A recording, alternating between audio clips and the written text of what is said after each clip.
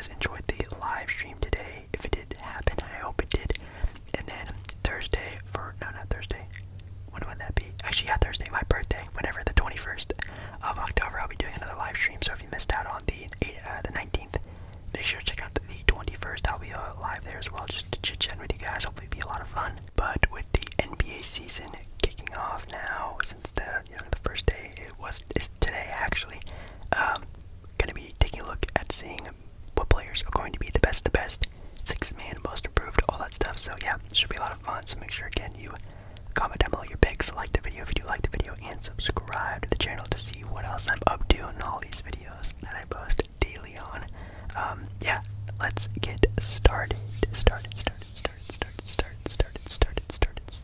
Alrighty, since we have the markers and all the writing stuff out, let's do the title, which would just be NBA Awards. I did a prediction video last year, and obviously with NBA, and then I was wrong on basically all of them. This marker's starting to go out. That's kind of sad to see. And then let's do up here the it'd be 2022, right? I think so. 2022 NBA Awards. So the marker's starting to go out, so it's kind of hard to read that. Sorry, that's a little weird to see, but like I was saying, I was wrong basically on all of the awards. I actually need to go back and see what I picked and how sort of close I was, but I definitely wasn't close at all. Let me tell you that. Last season was definitely a very weird one. But with the first award here, obviously there's I think, let me check actually, 1, 2, 3, 4, 5, there's 6 awards. I think if I'm missing one, maybe I'll plug it in later on in the video, but let's see which one to do first. I think the first one we're gonna do, maybe the more simpler ones we can go through first, and then as the video goes on, we'll go to the more juicier topic ones. But I think the first one I'm gonna do might be, it could be definitely a juicy one, but I think one that's definitely more set in stone with who's involved in the running. And that is the Rookie of the Year Award. Rookie of the Year Award. Now, with the Rookie of the Year Award, I think there are definitely 4 players. Four players that are in the running. I think very much so. Evan Mobley, even though a lot of people probably don't have a lot of high hopes for him, definitely this first year in the NBA, having a lot of sort of other big men to play around, like Allen, like Kevin Love, gonna be even really weird there with Lauri Markkanen, then himself. They have a lot of big men to sort of figure out what to do with all of them. Might have a good year, could be Rookie of the Year, no idea, we'll have to see. Number 2, definitely Jalen Suggs from the Orlando Magic. I think also has a very good shot at it, basically being the go-to guy now for the Orlando Magic, the next, I guess, star that they're trying to build around, or I guess with. I think he'll have a very good year. Hopefully he can stay healthy enough to get them there. But I think the top 2 guys, I think of course, is Jalen Green, or I guess are Jalen Green and Cade Cunningham, I think are the go-to guys. And for me personally, I think that, sorry, just a super loud just came by. But Cade Cunningham, I think, is my pick. INGHAM. Cade Cunningham, Rookie of the Year. Now, of course, like I just said, I think that Jalen Green has the next best case. I feel like it's nearly like, I don't know, 40-60 on this pick for Jalen Green. I feel like Cade Cunningham just barely has the edge on him. Not only because I feel like, obviously playing in the East, I feel like there's a lot of easier competition there. I feel like it's a lot easier to get wins. I feel like it's easier to look better on the East. I think a lot of Rookie of the Years over the past handful of years have been players from the Eastern Conference, and Cade Cunningham playing with, not a terrible team as well. They have Jeremy Grant on the team. They have a very good young players Sadiq Bey, and I feel like they still have a very capable team. Now, the Houston Rockets also aren't that scrub team either. I mean, they obviously have Christian Wood. I mean, if John Wall can stay healthy, they got Kevin Porter Jr. maybe coming off the bench, probably starting for that team. That team is definitely better, but obviously Cade Cunningham is just more set up for that award, obviously being a scorer, a passer, a pretty decent defender. He definitely has a more all-around mold, although Jalen Green might score more points, kind of like how we saw it last year with the conversation of LaMelo Ball and Anthony Edwards. Although Edwards might be the better scorer now, I think LaMelo Ball definitely has the better all-around game. I feel like it'll be pretty much the same conversation with this Rookie of the Year case this year as well. Me personally, my pick Rookie of the Year 2022, Cade Cunningham. And next up, I think we're going to go with the. Let's go here and do this. Oh, it's everything I own is running out. Oh, come on. I'm sorry, that looks so terrible. Oh, I'm sure I have another pen here somewhere. There, I found another pen. Hopefully this sounds a little bit. Oh yeah, it is a little bit better. Sixth. Oh, it's a different color though. Oh well. It's the sixth man of the year award. Sixth man now. Last year, obviously the winner being Jordan Clarkson. I feel like this year definitely has a couple of interesting names you could also throw into that bunch now. Obviously Jordan Clarkson being the unanimous, basically. Everyone sort of know it was going to go to him. Again, a handful of names you could throw out there. I think, of course, Jordan Clarkson can definitely be in that conversation again. Man, if we're really thinking about this, I think definitely. Oh man, you know what? I think Patty Mills from the Brooklyn Nets has an amazing case for this. I think, of course, with not knowing what's going to happen with Kyrie Irving, I feel like Patty Mills is going to have a pretty big sort of role in that team. Not only maybe starting a handful of games this year, but maybe also just trying to be that spark off the bench, trying to really mold the bench around being, the title contending team that they need to be. We know the starting five of the Nets is the best starting five in the NBA when fully healthy, but that bench needs to be sturdy. I feel like Patty Mills will be that guy for them. Also, maybe a little bit of a sleeper pick, sleeper pick. I think Tyler Hero. Yes, no joke, I think Tyler Hero, out of the sophomore slump that he was in last year, will finally get that sort of recognition and maybe that sort of, early signs of what we saw in 2020 at the end of the year in the NBA Finals. I feel like we can finally see that Tyler Hero return. So Tyler Hero, Patty Mills, I think are good names, but this man is literally a walking bucket, and I don't really see him slowing down at all. I think we're going to see another back-to-back six-man in Jordan Clarkson. Yes, I'm picking Jordan Clarkson to go back-to-back six-man of the year award winner. Now, would I want Jordan Clarkson starting on my favorite NBA team?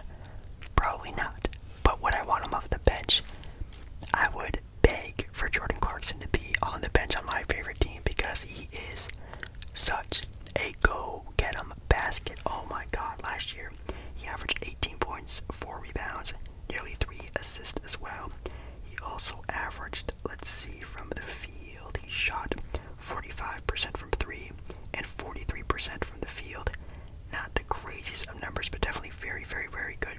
He only started in one game last year, which I think also sort of helped the case of being six-man. You gotta be on the bench to win this award. Definitely was.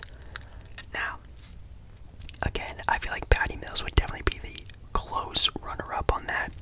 Even Tyler Hero, I feel like if he has finally that good year, we can finally see some Tyler Hero of the past. I feel it would be really cool to see, but my pick, six-man of the year, back-to-back, Jordan Clarkson, absolute bucket. Next up on our little preview awards, we have the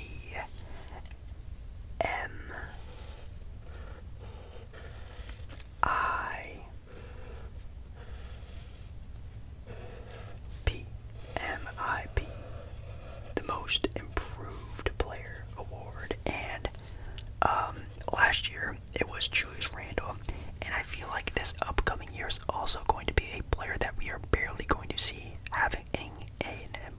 improved season, kind of like with Julius Randle. We knew Julius Randle was a solid NBA player, obviously playing in New Orleans, averaging a handful of points, a handful of rebounds, a pretty decent player, but we didn't know that he was going to be a sort of, all-star, all-NBA type of talent until last season. I feel like we may have another player like that this upcoming year.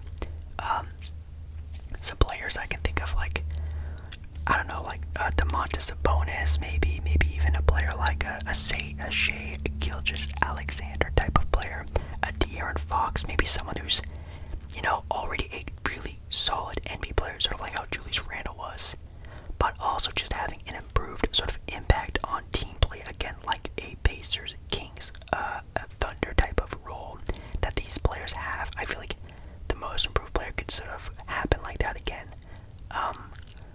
But I think I might have picked this guy to be last year's most improved player at the beginning of the year. And you know what? I think I'm going to do it again, and it might hurt a lot of people's feelings, but I'm going to go with Michael Porter. Oh my god, I'm going to hit this thing. Oh no. Junior. I'll put JR up here. Michael Porter Jr. Michael Porter Jr. Yes. I might have picked him last year. I might have even picked him last year at the end of the year because he did have a big jump going from his rookie year, redshirting, then having a 9-point per game season, then last year having a 19, so a 10-point difference in points per game. Now, of course, we know that Michael Porter Jr. is a scoring machine. He is very, very, very efficient at that. He shot 45% from 3, shooting shooting 54% from the field. Very efficient player. Now, I think he can even make another jump. Now, I'm not saying he's going to be an NBA All-Star, averaging 25 points per game or anything like that, but I think we could see more of an all-around game, a more important role, and a bigger impact for him and the Denver Nuggets, with Jamal Murray still being out for probably a handful of weeks or months into the NBA season. Michael Porter Jr., I think, can have, 20 points, maybe a handful of rebounds, handful of assists, making a better defensive-minded player. I think Michael Porter Jr. is my pick. Now, again, I think a player like Shai Gilgeous-Alexander is also up there, but again, it's more about team play with this and how well they can impact the team around them, sort of like, again, with Julius Randle and the Knicks. Can a Shai, a De'Aaron Fox, maybe even a Colin Sexton type of player win this award? I think yes, but I don't know. I may be just picking more of a safer pick and not really picking on sort of like a what-if type of example, like with Julius Randle. Michael Porter Jr., most improved player. Next up, we have another pretty important award, if I do say so myself. It is the Koi Award.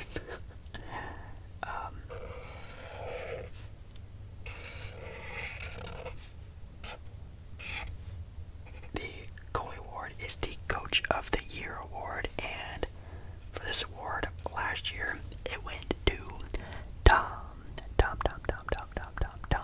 Thibodeau of the New York Knicks, obviously being the surprise team of the NBA last year.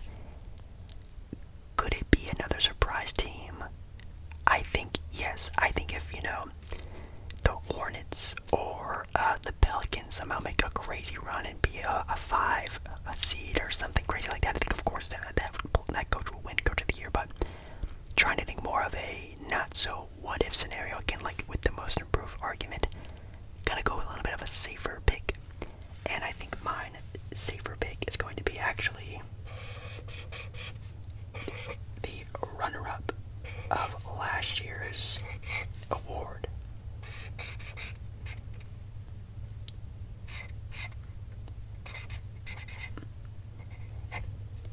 Going with Monty Williams of the Phoenix Suns. I think it is pretty hard to not give it to Tom Thibodeau from the Knicks last year, having a crazy sort of season last year. It was amazing. It was really cool to see. I really hope they have another really good year this year. But obviously with Monty Williams and the Suns, I wouldn't say was more deserving of the award. I think a surprise team is really cool, and they were really well coached as well. But Monty Williams and the Suns all around were just a crazy team. Played an amazing year. I think the Suns last year may be even just as good as they were last year. And I feel like Monty Williams has just as good of a case to win it this year as he did last year, being the runner-up. Picking him to win it this year, nothing too crazy. Again, like a crazy team like the Pelicans or, I don't know, even the Kings with Luke Walton have a crazy good year, I feel like they could win it, but going with a safer pick, obviously them, I think another really good coach would be Eric Spoelstra with this sort of new style of Miami Heat team would be really cool to see. Or maybe even Quinn Snyder, who was in third place for the running of Coach of the Year. I think he will make a great case as well. Now we go in with another very big time award.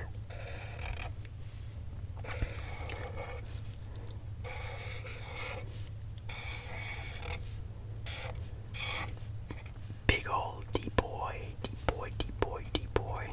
the Defensive Player of the Year. Obviously being won by Rudy Gobert.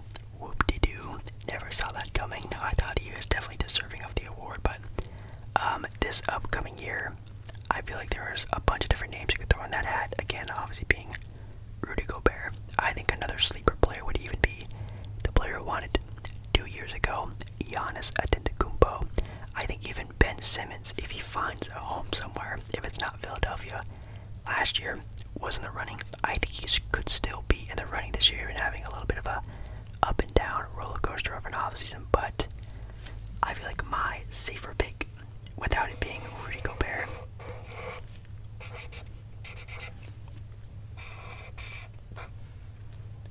I think Bam Adebayo, which I don't think is that crazy of a pick. Oh wow, I didn't leave myself a lot of room. Bam Adebayo of the Miami Heat, I feel like has an amazing chance. Averaging last year, 19 points, 9 rebounds, and nearly 6 assists, averaging over a block and a steal as well. He's not going to be, blocking 3 shots a game. He's not going to be, having 7 steals in a game, but he's definitely that all-around inside, outside. That term is super important in today's NBA. And in my opinion, it's more important than being a 7-footer who is very lengthy, who no-duh is going to block a lot of shots. Like, that is a no-duh. That's no shade to Rudy Gobert. He has a great defensive mind, but there's 2 ways to defend: inside the paint, outside the paint. And Rudy Gobert is, we can have that discussion at another time, but I think we all know that Rudy Gobert is a very good player, but Bam Adebayo as an all-around player is absolutely amazing. Now, obviously, you can argue Giannis is better at that, and, that's another argument of a thing we can go into, but I really love Bam Adebayo. I feel like he is the perfect new age, new style big man that a lot of players and teams are going to be looking forward to in years in the NBA to come. And I don't know, I feel like the Miami Heat team this year, their mindset is going to be so heavy hitter and so just ready and focused for another title run now with Kyle Lowry on the team. I feel like Miami's really set in and knowing they have probably have a shot at a title this year. Bam Adebayo locking in Defense Player of the Year, not too crazy. And here we go, guys, the craziest award of the year, I guess the night of the year.